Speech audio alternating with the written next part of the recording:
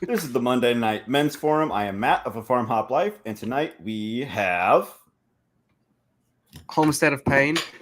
I've been yes, posting content on TikTok more and more, so go check it good, out. good. Um, the one and only Homestead of Pain. Thanks for being here, man. I thought I was gonna have to cancel because I mean, if you need to, that's fine. no. So I pushed it back because I'm heading out of town tomorrow, and I hate having to leave to come do this before my son goes to bed. hmm And so he like got it from his nap super late or something like that, and so he was not gonna go down Yeah, without a fight. And so yeah, I was like, I hope we can just bump it. So yeah. here we are. Yeah, cool. Let's tonight we're gonna continue the collapse now, avoid the rush, and focus on water. But before we do that, let's do personal event. I don't. I kind of forgot them all. Forgot them all. Yeah. Um, I mean, you had your. I know you can't go into details, but you had your new job, right? You started Oh, that. yeah. That was great. That was fantastic. I ended up making 200 at the end of the day, and it was great. It was great. It was really fun. It was so fun. I pretty much just ran the kitchen by myself. I just started doing what everybody else was doing, and then just kind of made them move out of the way, doing it for them. You need to learn how to delegate because It sounds like you got there.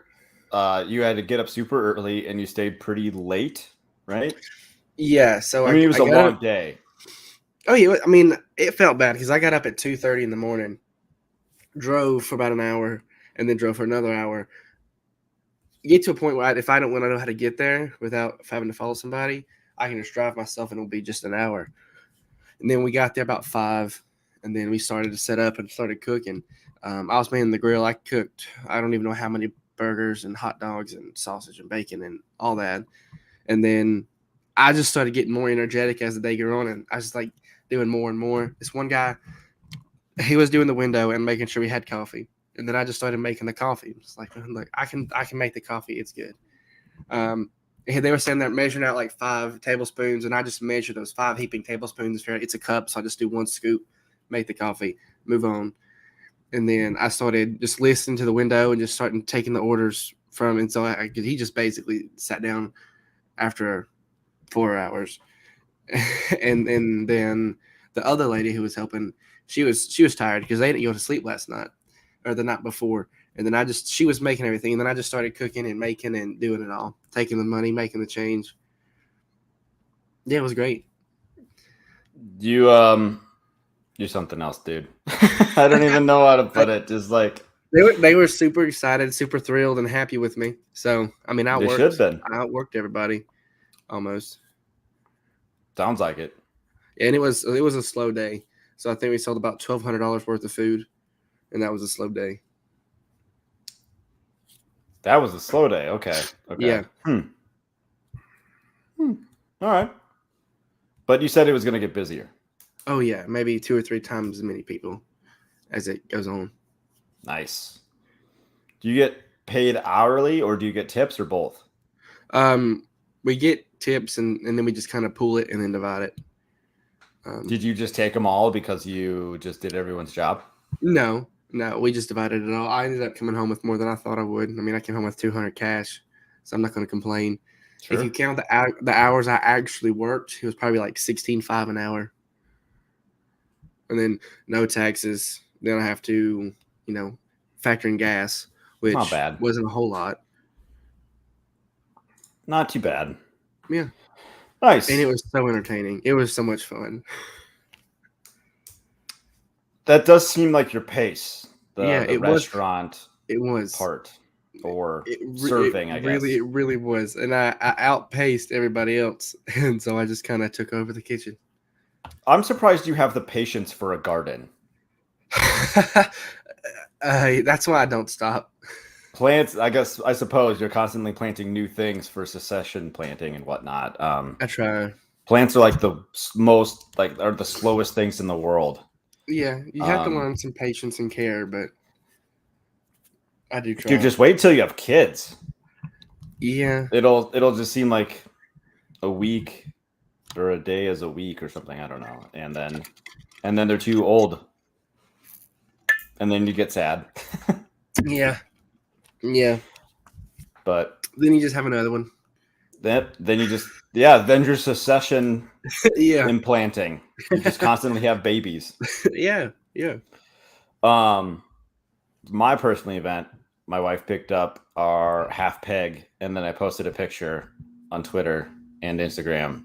And so we invested $1,500 in having stocking up the freezer. And of course, Jeremy had to be a dickhead, and he's like, "I thought I was going to see a picture of a deer in there." No deer. Did not get any venison this year. I thought your neighbor shot that one. He did, but that's for him. Apparently, he needs to fill, which is whatever. He's going to his freezer first, and then I get whatever extra. So that don't sound fair to me, but okay. You should at least get a third since it was on your land. That's kind of what I thought, but whatever. Yeah. Whatever. I ain't gonna be pissy about it. So yeah. If there's more that come by for him to shoot, then I get that one or something. I don't know. Maybe. Whatever. We are expecting crazy cold temps. And so man, I got Christmas, right? No, like this week. Like well, this week is Christmas. No. Sunday's Christmas, dude. That's okay. It's less than a week. It's on Sunday, which is the start of the new week. Okay. How do you organize your calendar? Does it start on a Monday? Play semantics. No, it's just I want to play semantics. I got nothing but semantics. Okay. Well, Christmas Eve is this week. That's true. That is true. I think it's supposed to get down to 12 here. I have no idea what it's like up there. -25. Yeah, you can miss me with that. Where I'm going for work is going to be -51 with wind chill. Where are you going again? Dickinson, North Dakota. Okay. Yeah, you can miss me with that one too.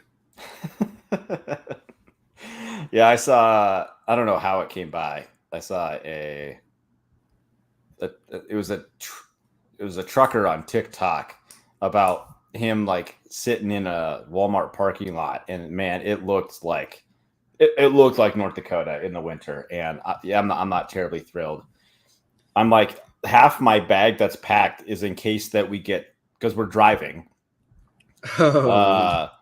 In case we get stuck on the side of the road or something. Are you gonna take 2 bags? Am I gonna take 2 bags? What do you mean? I mean, you said your bag has stuff in it since you're driving in case you get stuck. Are you gonna just take 2 instead of 1 to have more? Yeah. Yep. So I've got like 1 bag that has like way too much stuff in it. I'm gonna end up. I tucked the other bag just empty in my primary bag. So when I get to the office in the morning, I can divvy it up and take the heavy duty layers out of my main bag. So, But yeah, we don't want to get stuck on the side of the road and freeze to death. So, that doesn't sound fun. But we're good through it. So, Collapse Now, water.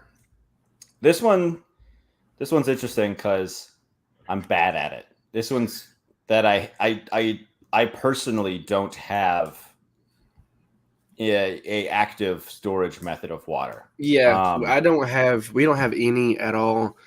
We were gonna put one up with about like 5 or 6 IBC totes, and then we came to the realization that why do this now if we're seriously looking and considering at moving, which we got a really positive, flood of information from that. We pulled the title to the house and all the county records, and we should be good. There's really, it's already been through probate. There's nothing else that should really stand in the way. No family members coming out and trying to lay claim after we've already bought it. So there should be. Now we're just kind of got to get a price and then get a game plan. So, but yeah, when we get there, it really kind of impresses me how much water you can catch in a specific amount of surface area. Like if you have like the water that you collect, the water that runs off your house, you probably would have more than enough for water for a year after a couple storms. Oh yeah. Yeah, And you then people in the South. So I was in Louisiana last week. Everyone that lives in the South just likes it hot and wet. That's what I've determined. oh no, That's all you absolutely like. not. Yes, Look, yes, I'm not a swamp man, okay? I don't like it. I don't like it hot and wet. yes, you do. That's why you live in Georgia. And no, no thanks. No, It, we do have high humidity, but I bet it's nothing like Louisiana. It can't be. well, maybe, It's like 8 hours for me. It can't be. it's like 8 hours for me. Maybe. I'm just doing blanket statements because it's easier that way. So, but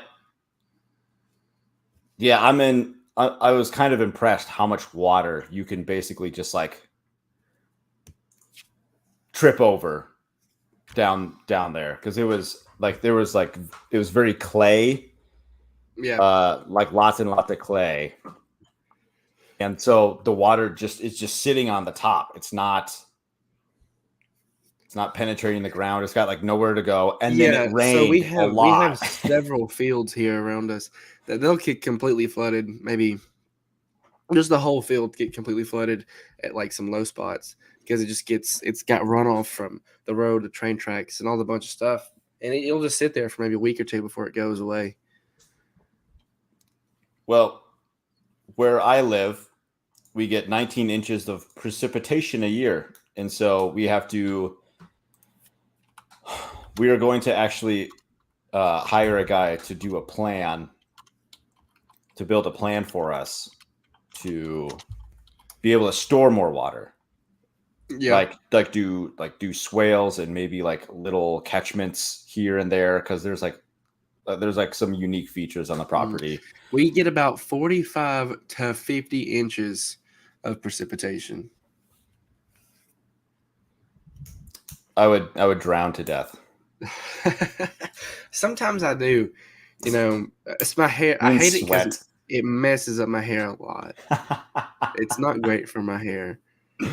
You don't like it because it gives you a bad hair day. That's fine. Yeah, it's by far my best quality.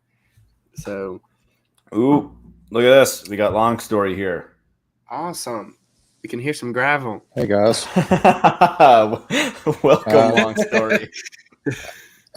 I'm not farming by headlamp tonight, so yeah, that's good. No gravel, no animal sounds. I'm in the house now. So. Oh, it was good. It was a good soundtrack. Yeah. Well, you could just call it crunchy business. Crunchy, yeah, man. Cool. How's it going tonight? Good. Thank you for being here. We're just getting started really about water storage, and water storage, or like, I guess doesn't have to be storage, because one thing that I was thinking about for this episode in terms of like, if the shit were to hit the fan, what would you do about water? And when we did our interview, you told me that you bought this hand pump system that can be installed on top of your existing well. And if you lose power, you can just, like Little House on the Prairie, just start going over there and pumping it. Yep. That is on my list of things to get, because I like that a lot. That sounds pretty sweet.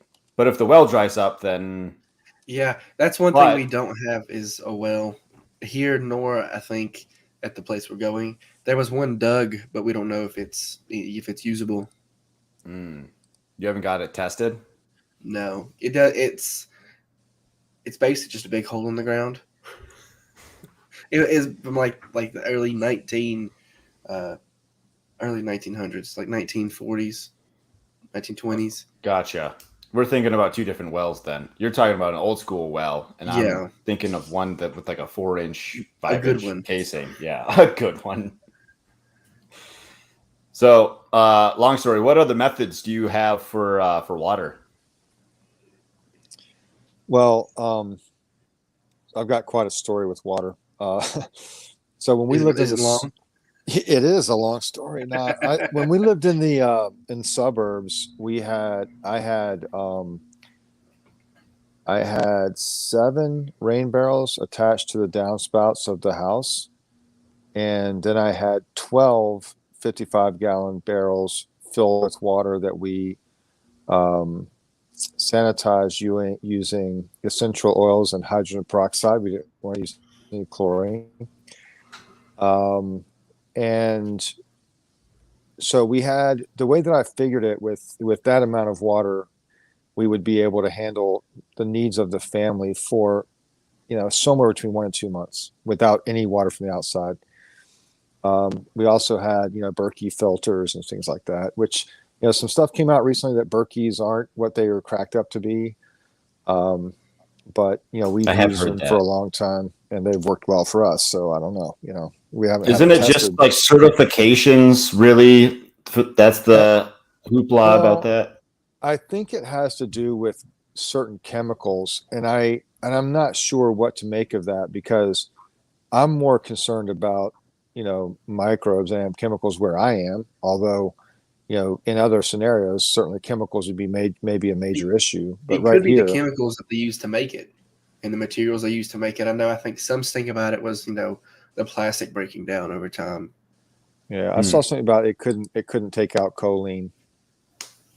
But I don't even know how dangerous that is or what the parts per million are. Yes, I don't know any of the stats on that, but Sure. yeah. But anyway, so that was the situation there. And then one day I had to dump out all those barrels and move to Chile. And so we moved to Chile. We lived on the river, on the uh, Araucan River. Uh, let's see, I'm saying that wrong. Anyway, we lived on the river that flowed into the Mapocho River. Arayan, I said it wrong. Arayan is the river we lived on. And the water treatment plant for where we lived was upstream from us. And every spring during the snow melt, the plant would get overwhelmed, and you'd have a boiled water advisory for like 3 or 4 weeks. And we just used the Berkey the entire time. We never had a problem. We never got Hmm. sick. Nothing. And so, that was kind of that was our first experience. And then we moved to this property, this remote property. There's a lot of water. We live in a zone that's about a mile from the Bush River here in Newberry County in South Carolina, and around 300 acres drains across our 100 acres ish. Just big round numbers. That's not exactly what it is, but so there's a ton of water here. I mean, we don't worry about water. That being said, the wells we have one that's 30 gallons a minute, and the other two are like 4 to 7 gallons a minute. So they're not super productive. It's very heavy clay soils here. Lots of so there's a loam topsoil, sandy loam topsoil, clay subsoil, and then granite. And if you can find the veins in the rock, you can get a lot of water. If you can't, you won't get a lot of water, because the clay is just so thick, so heavy. So, we have a hand pump on one well. We are going to be putting a solar powered pump down that same hole. So we'll have the ability to pump it by hand or with solar power. We already have the solar mounted. We just haven't run the well pump into the hole yet. Waiting on my well guy to come over and help us do that because it's 120 feet of sucker pipe on that hand pump, and we'll need to lift that up. And I don't feel very comfortable trying to do that with like the front end loader on the tractor. You know what I mean? So we're going to have the well guy come over and help us do that. But yeah, so I think we've been through quite a few different scenarios just in that little bit. I've lived in Mexico and experienced what it is to be very sick from having water that wasn't clean. And you know, I'm pretty passionate about it. Ended up teaching a class on water purification at a prepper seminar one weekend about 4 Oh years yeah. ago. Yeah, that was pretty fun. Just just talking about some of those same experiences, and how we different filters I've used camping and hiking and stuff, and all that, because we've used like the Sawyer Mini, I've used the Catadine, I've used tablets for purification. I've kind of run the gamut, pretty much everything, I guess. I don't know, but yeah. So I have tried. There's a excuse me. There's a water filter for like hikers and stuff called Grail, Grayl, I think. It's about $60 for a water bottle. But so instead of the water going in the top and then gravity having the water go through the filter, you actually have one there's a sleeve. The inside sleeve has the filter. So you scoop the outside sleeve in water and there's like a fill line, and the inside sleeve you push through that filter on the bottom and the clean water comes up through the bottom. And my wife and I used that when we were traveling in Asia and never got sick from drinking the water. I mean, even like, Hong Kong airport would do it in the airports too, Bangkok airport, because I'm not just drinking out of the tap there. So it's just not worth the risk, and it was easy. So yep.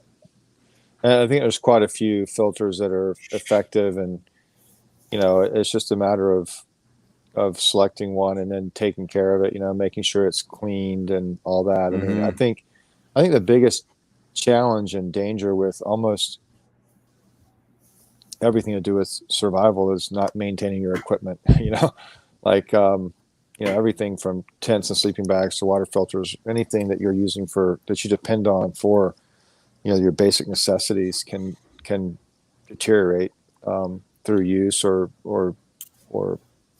lack of care, or just environmental damage. Yep. Like water pulled up on my greenhouse and just completely collapsed it, like overnight. So that was such a sad scene when you sent those pictures. That was kind of just like me and Dad took like 2-3 hours to put that together. We set up all the lights and everything. It's like it was pretty slick. And then somehow the wind blew it down a little bit, caught water, and it probably caught 12 gallons of water and just crushed the whole thing. That's not a lot, but it's like 80 pounds. Yeah, I suppose 12 gallons of water would be like 96 pounds. Yeah. Okay, well, that's even more. Yeah. So what kind of other methods of like water storage? Because like we have a hot tub, but obviously it has chlorine in it. Now I've heard you can like treat the water somehow to basically remove the chlorine and make it drinkable. Yeah, I think one of the things about chlorine is that people are kind of like they're more afraid of it than they should be, probably. And I was somewhat making fun of the fact that we use hydrogen peroxide and essential oils to, because we didn't want to use chlorine. But if you leave the container open for 24 hours, it'll basically all oxidize. And at that point, you have an inert substance. It's not going to be harmful. Now, whether the chlorine itself, whether there's some sort of byproduct or whatever, some sort of metabolite or whatever, I don't know. I mean, I don't know what's going on there chemically, but when it comes down to it, right now we have the luxury to pick and choose what we use. We don't want, this in our food or that in our food when breaking down, plastics and chemicals and carcinogens and everything. But when it comes down to it, you're going to drink what water you can get. Screw the chlorine as long as it's not a debilitating disease. You're going to drink it. Yeah, I would say right now I care about what kills me slowly, but in that situation, I'm only going to care about what kills me quickly. Exactly. Because for me, one thing that it's been on the back of my mind recently is people storing water in just your empty mason jars.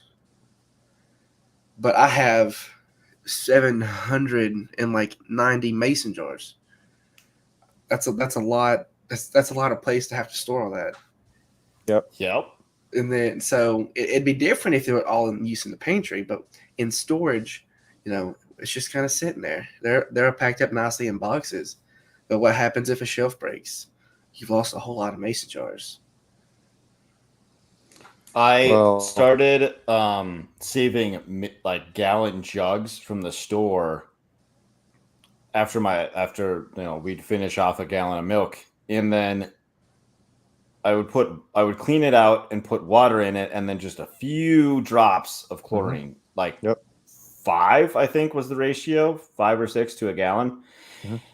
And I even built like little shelves under my stairs to store the jugs. Well, after a couple of weeks, I found one of them had like collapsed, and I'm like, what? Well, it got a pinhole leak, and all that water went all over the floor and other stuff we were storing under the stairs. And so I got rid of all those jugs. I mean, it was like 40 gallons of water or something like that. Yeah. And I even made a little video about it. And I was told by somebody not to do that, and I did it anyways. I'm like, let's just see what happens. And that's what happens. So now I need to figure it out. I forgot another part of our water story. We used to go to a spring called Healing Springs, and we would get like 150 gallons of water every trip. So we'd go like every 2 weeks, and that would be our cooking water. Are these the ones that have like the tap at like next to the road or something? Yeah, this one is actually it's really a cool story. It was used in the Revolutionary War by both sides. They would send their wounded there, and there's a church near it, and it's kind of like an extension of the parking lot of the church where you can go and park. And that acre of land where those springs are, it was bequeathed to God. Like literally, it says bequeathed to God by whoever owned it, whatever years ago. That's awesome. Yeah, it's pretty cool. So I'm not sure, if it's like a community thing to maintain it, but it's got taps that have been, like they developed the springs, and there's like, I think 3 or 4 main springs that have like a cement pad with pipes sticking up out of the ground, and you just go put your jug under the tap and it fills up. The problem with that was that there's a lot of cotton production in that area, and you could tell in the summer, especially when they were using those pivot irrigation systems, they were just draining the aquifers, man, because it would just start slow to trickle. It'd take forever to fill up a jug. But we use only glass. That's what I was going to tell you. It's like we use glass and those big 5-gallon plastic Carboys. We use glass 1-gallon jugs, and we use the plastic. Garrafones in Spanish. I can't remember what it's called in English. Carboy, is that the one? Is that the word for it? I know the carboys are basically like a ale jug. It's got the little loop through it. Yeah, that's what the gallon jugs we had. Yeah. Yeah, I've got about 12 of those. Yeah, we had 20 5-gallon plastic jugs, and we had like another 20 or 30 of them. Are these like the big kind of square industrial ones?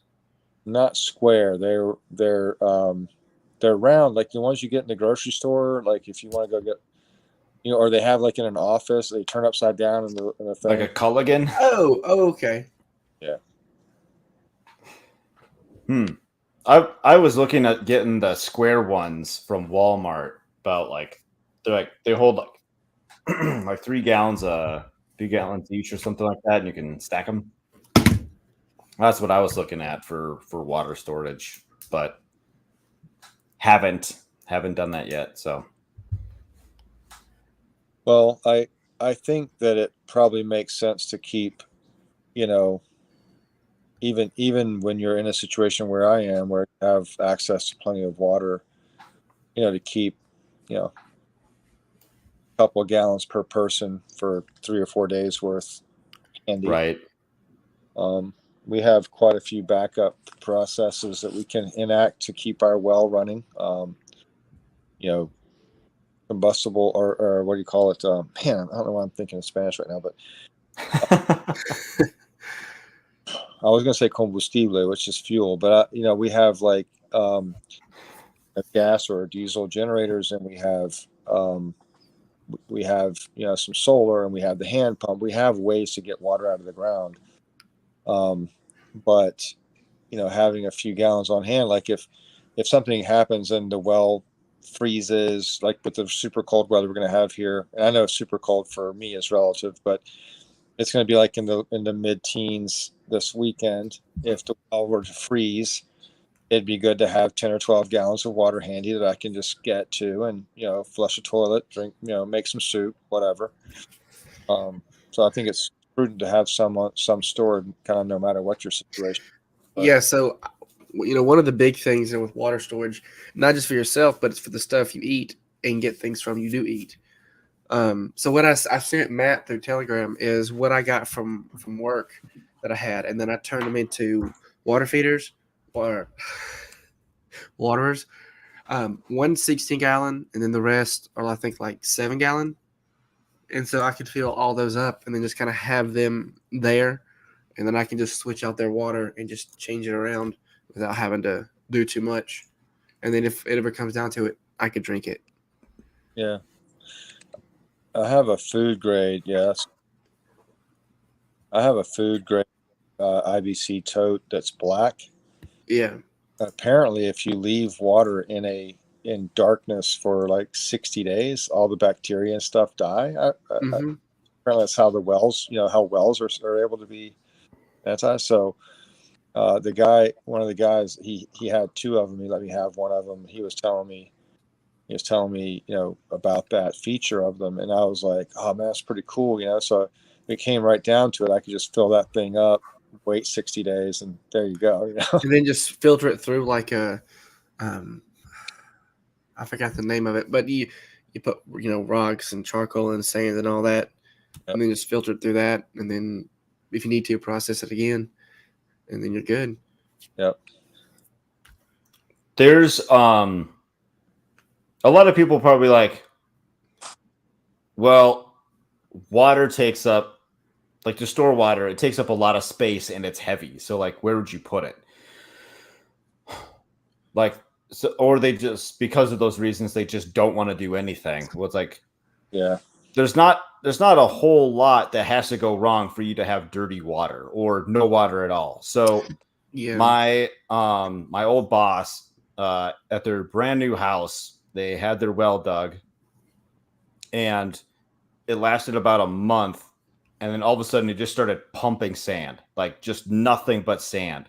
So what happened is at the bottom of the well, it caved in, and then so it just like was just sucking up sand, and so they just had to. What did they have to do? I think they just basically had to keep pumping the sand until it cleared itself out. But for 3 weeks, they were using their neighbor's like hose, off their hydrant in their yard.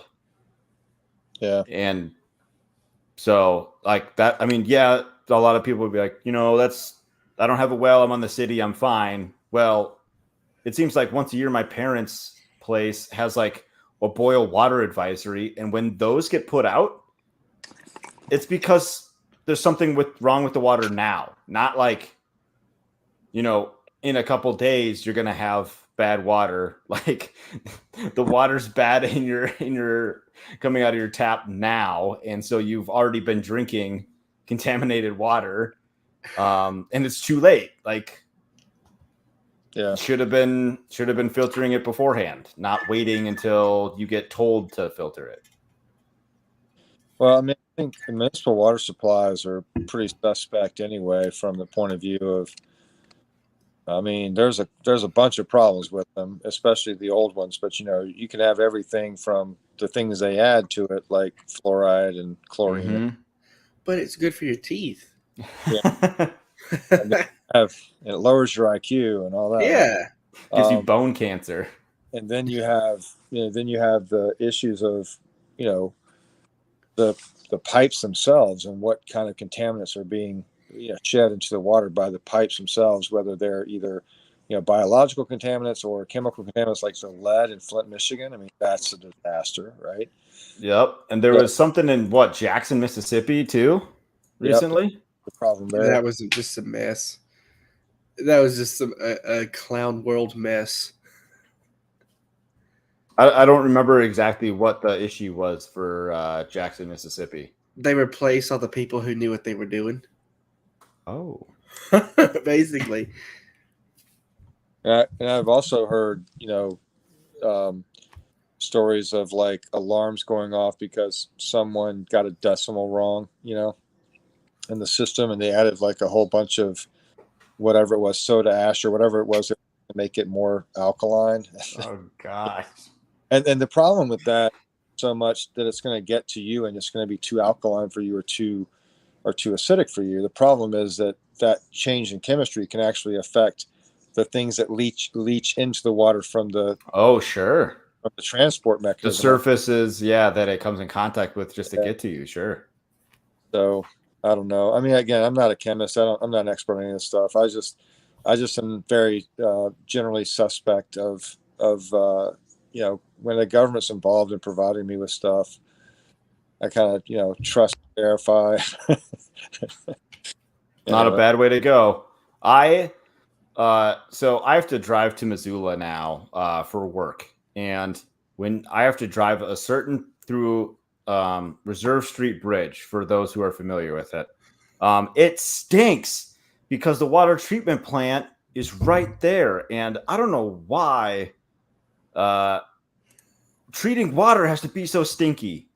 So like basically that's what you're drinking. You're drinking that stink when you drink Missoula water.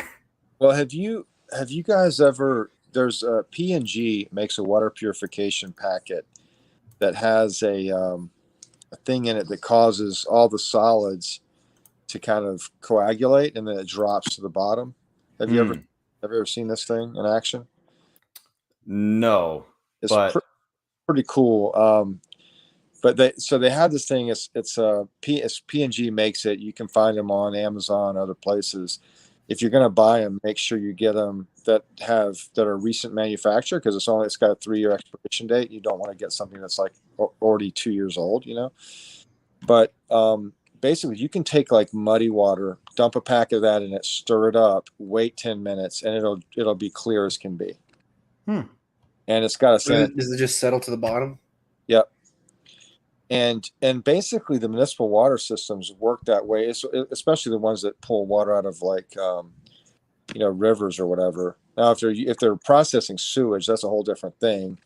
And I don't even want to comment on that, but because that can have antibiotics and all kinds of different chemicals. Oh yeah, and it doesn't drugs. It'll antidepressants. You flush a whole bunch of stuff down the toilet. Yeah, that stuff's not going anywhere. You can't filter that out.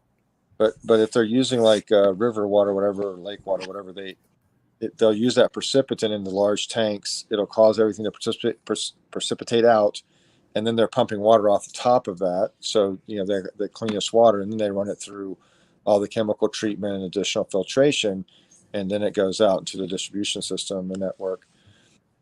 But that little packet's pretty cool, and I use it more as a demonstration of how municipal. When I was doing the class, I use it more as a demonstration of how the municipal work chemically, just to give people an idea, but also, handed them out as part of the, if you came to the class, you got one for free kind of thing. Because it's a pretty cool thing to have in your pack, if you're bugging out, take a jug of water and, suck it out of a mud puddle and off you go. I actually have that chemical with me for my hot tub, and so it does that coagulation thing, like it binds together and makes it basically a bigger particle for the filter in my hot tub to catch it and not cycle it through the system. So it binds to the filter easier. Has anyone here used a Life straw? No. I have some, but I have not used them. I got a couple. I have one also, and I've never used it. I was just curious if anyone has I've used tried it. the Sawyer Mini. You know what I'm talking about? Yep.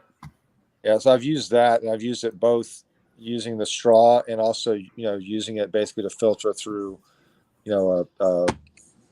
I've used it in the line for a camelback, and I've used it as a gravity thing as well. So those are pretty handy. I like having those around when I'm backpacking and stuff.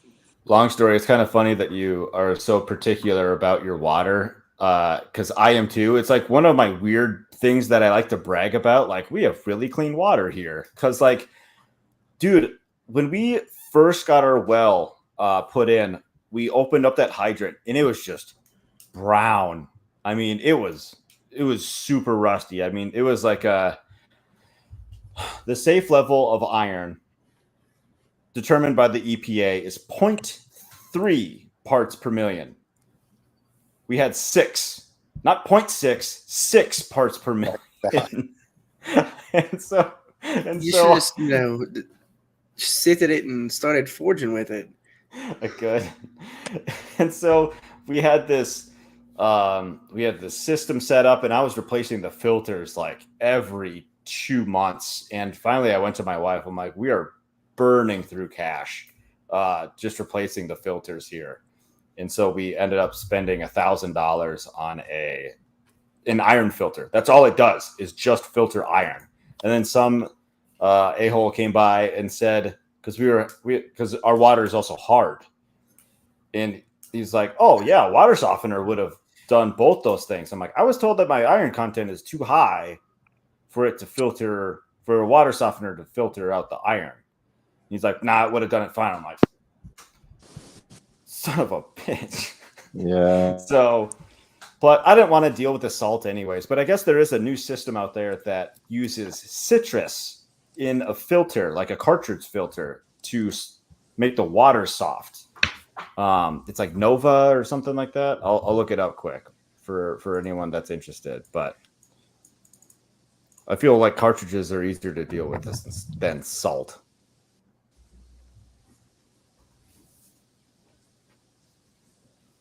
So, what's the name of that hand pump that you have there? Long story. So there's lots of them. The one that we bought is called a Bison, and it's a stainless steel pump, so it's on the higher end in terms of price.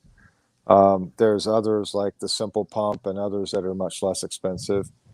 So there's a range of options there, but we went with the Bison. It's a very beautiful. It's almost like an art piece, but yeah, that's what we went with. I think I looked it up after our interview, and I didn't think they were that bad on price. I don't think it's bad. It's just that they're like there are others that are much less expensive. I mean, I think when we were pricing them, the Bison was 2,000 or 3,000, and the Simple Pump was like maybe 700 or 800, something like that. So now, I mean, honestly, I felt like the Bison was worth it because it's all stainless steel and the construction is just, I mean, it's just bulletproof. So I don't know what those prices would be today. I'm sure they've changed just because of all the, I mean, pretty much everything made of steel seems like it's doubled in the last 2 years, but. Standard deep well pump? I don't know. Oh man, you gotta call them to get a quote. But yeah, that looks super nice. I like that a lot.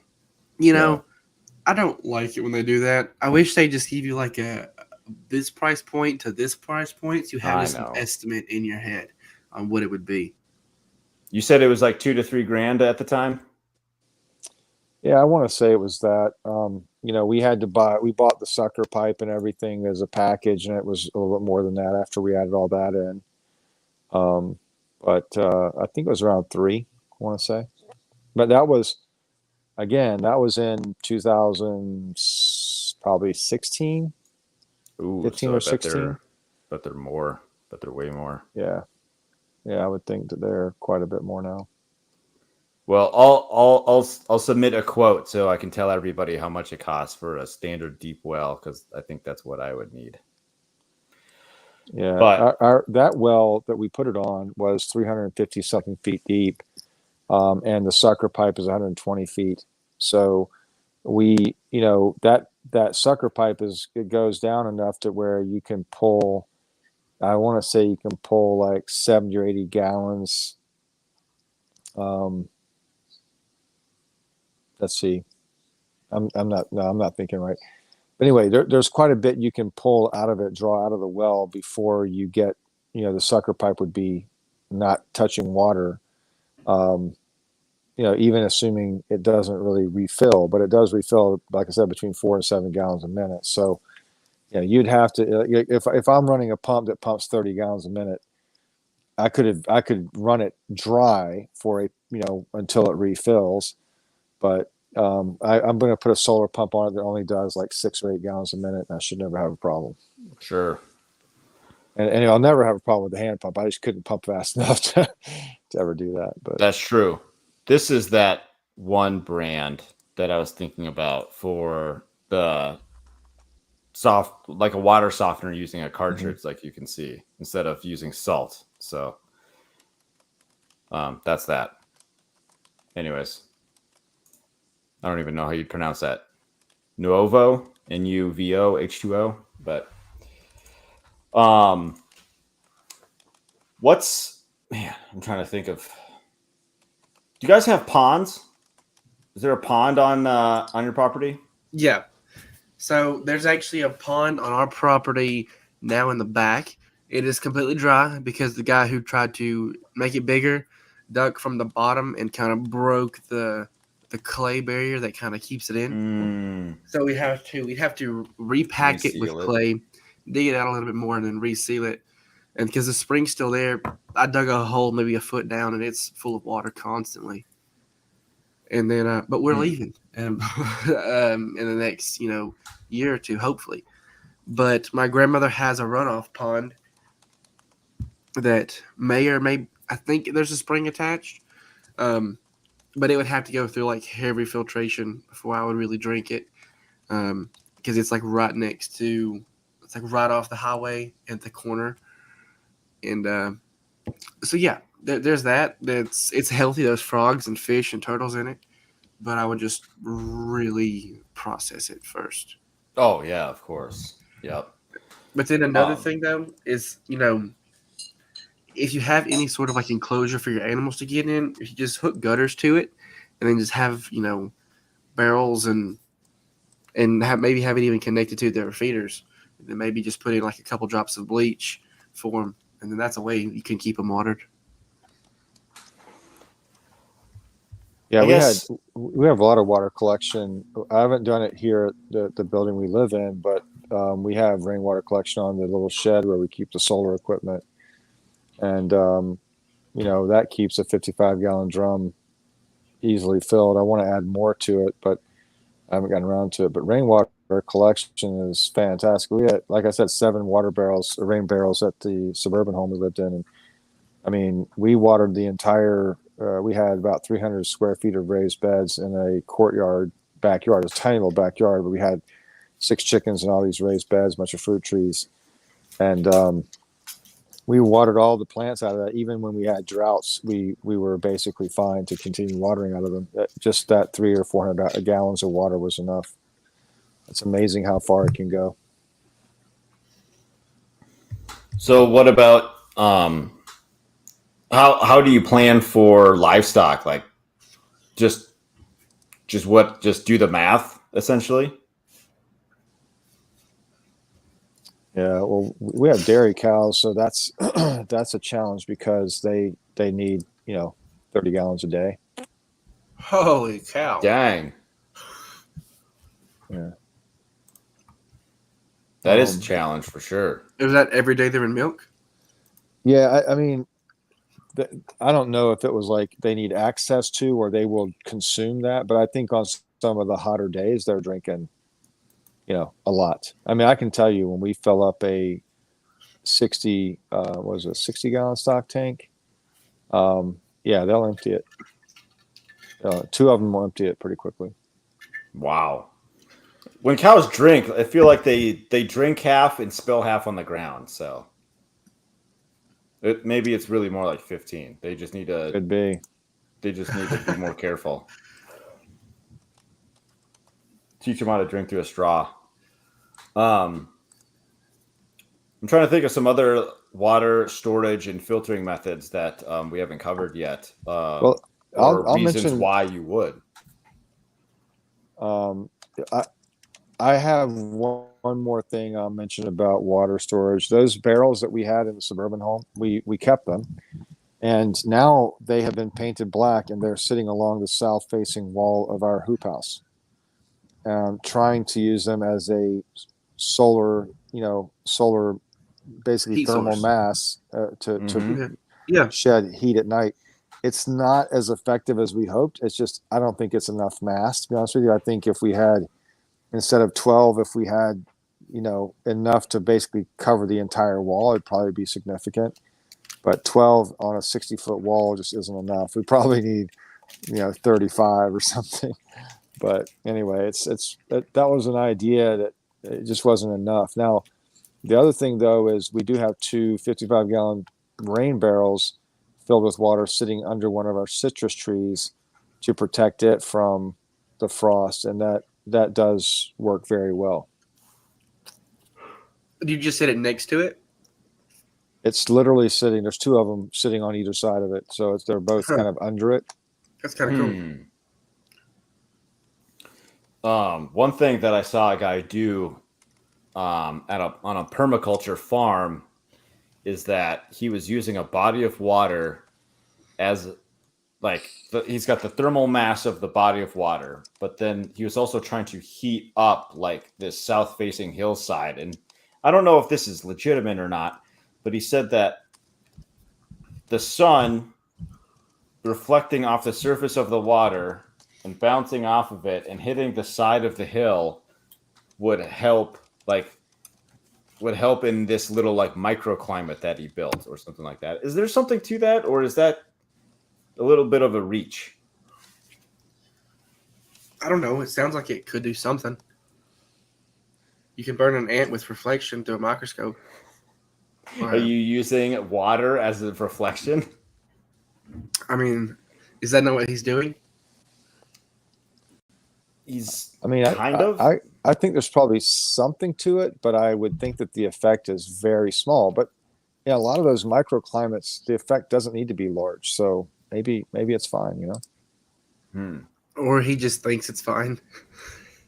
Or maybe it's just an experiment just to see what happens. Because there was a bunch of things that he was doing in that area to create this microclimate. So I can't remember all the other things. But that was the one that was like, I don't know about that. Just curious. Well, the body of water itself, I think, is more significant than the reflection.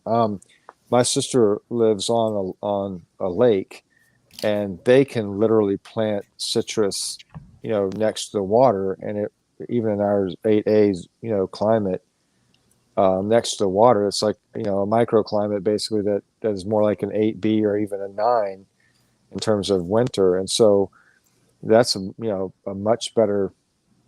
It's just a huge heat sink. The other thing, we have a 1,000-gallon cistern. One of our wells is powered by solar. Feeds the water into a 1,000-gallon cistern. That 1,000-gallon cistern is such a large thermal mass that I don't have to heat the pipes or anything around it. Even when it's extreme cold. I mean, it's been down to 11 degrees, and I've not had a problem with any of the plumbing around that cistern because it's just such a massive solar, such a heat sink. The water comes out of the ground at 55 degrees. Sits in that tank, maybe gets heated up by the sun a little bit, and then by the overnight it's fine. So it's above ground? Yeah. Oh, okay. I always thought about tanks. Oh, the big above ground tanks? Yeah, 1,000-gallon above ground tank. Yeah. I would always want to do a underground. Yeah, I was tank. fixing to bring that up. Yes, we didn't talk about that part. Building a cistern or underground water tank or storage. That's another thing. I knew a guy that built one out of cement, 400 gallons under his house. Holy crap! That's just a Yeah, septic. I'd like to bury mine if I could, Right. just because I don't want to deal with trying to keep it not freezing. Well, that's a consideration you'd make that I wouldn't even think of. Right. Right. But yeah, I don't know. It's I've seen them. I've seen the ones that you can just sit on, like they just sit on the ground, and then ones that are in the ground. So like I interviewed a guy off Twitter, Brian Harrington in California. He's got a 2,500 gallon cistern that just sits in his backyard. It's all black, and I think it helps a little bit. I think it does create a little bit of a microclimate in his backyard. Not that he needs it; he's in Southern California, so. Yeah. Well, I would, if I was going to do rain catchment on the building we live in, I would want to have at least 3,000 gallons of storage, and I would want it to be underground. And I would use a solar pump to get it out of the tanks. But the thing is that those underground tanks are very expensive, man. Those things are Oh yeah, thousands of dollars. yes and they I are. just haven't felt like I had the.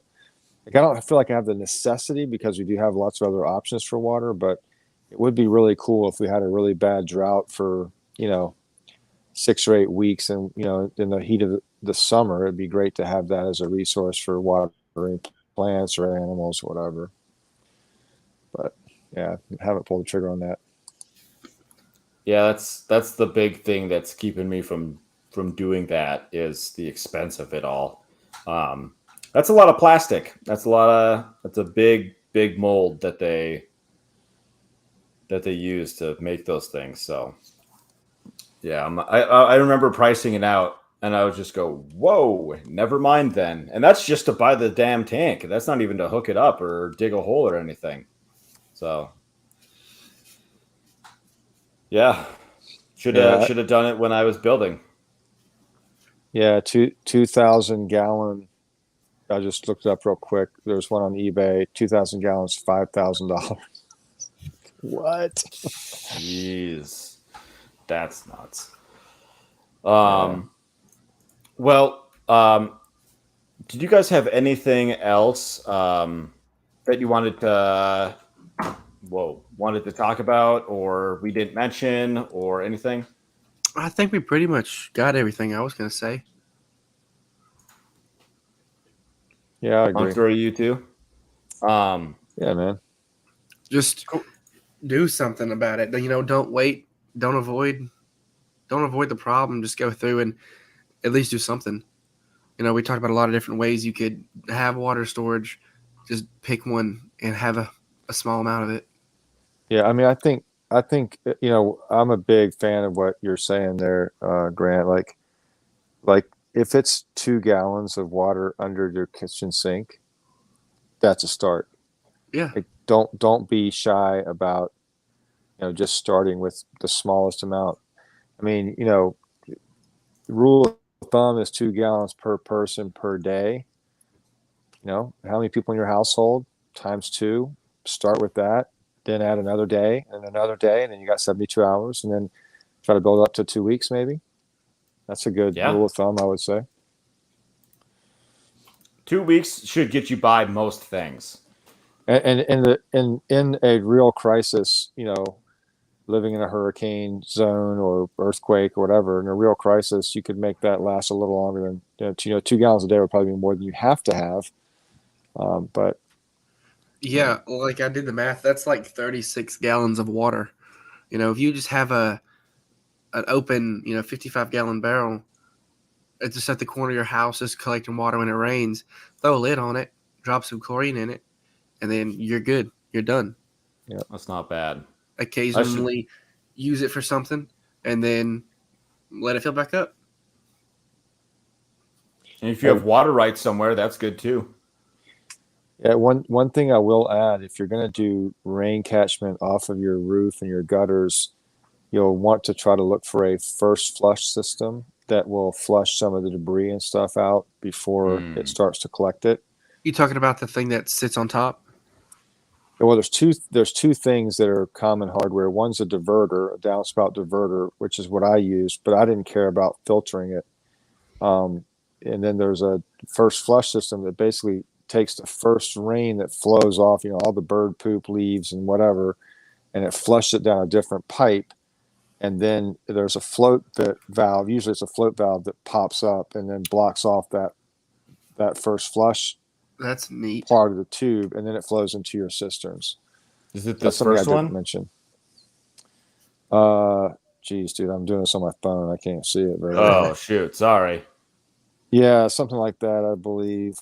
Um, there's multiple ways to build them. I've seen guys just build them, like just buy some PVC and they use like a Y splitter and some some other stuff. I can't remember. A buddy of mine built one. I haven't done it where I am. Something Well, to think it's good to about. know that option is there. Yeah. Well, it just saves you from having to, having contaminants build up, and it saves you from, some of the nastiness that would collect in the tank. It was, one of the things my buddy had to do is he had to go into the tank and clean it out because a bunch of sediment had built up in the bottom of it after a period of time. No thanks. So the other thing that when you're plumbing a big tank like that, if you're going to connect more than one, you'll want to have the pipe come. I can see if I can.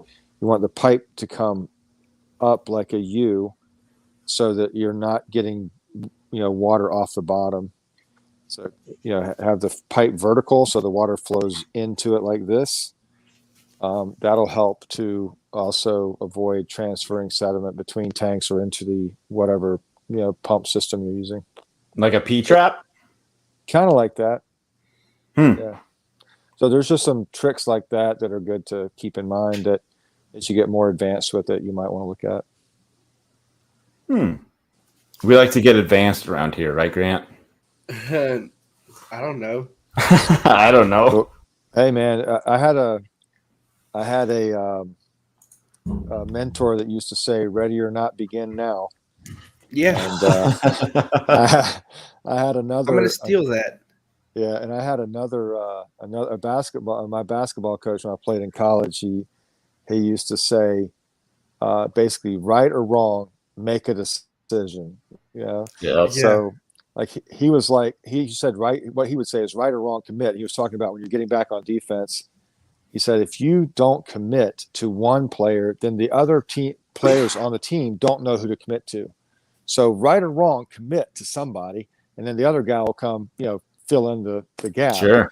But right or wrong, commit, and then the other person, ready or not, start now. Begin now. So words to live by, right? Like I said, we'll come back this time next year and see what any of us did for rain catchment or water storage, and we'll see who wins. Yeah. Perfect. All right, Grant, go ahead. Plug your TikTok because you love it. Homestead of Pain on TikTok and Instagram. Come check me out if you want to see what I'm doing. And you should see what he's doing. It's pretty great. You'll get inspired. He'll send you personalized messages. I can do that for $5 a piece. Yeah, with the picture.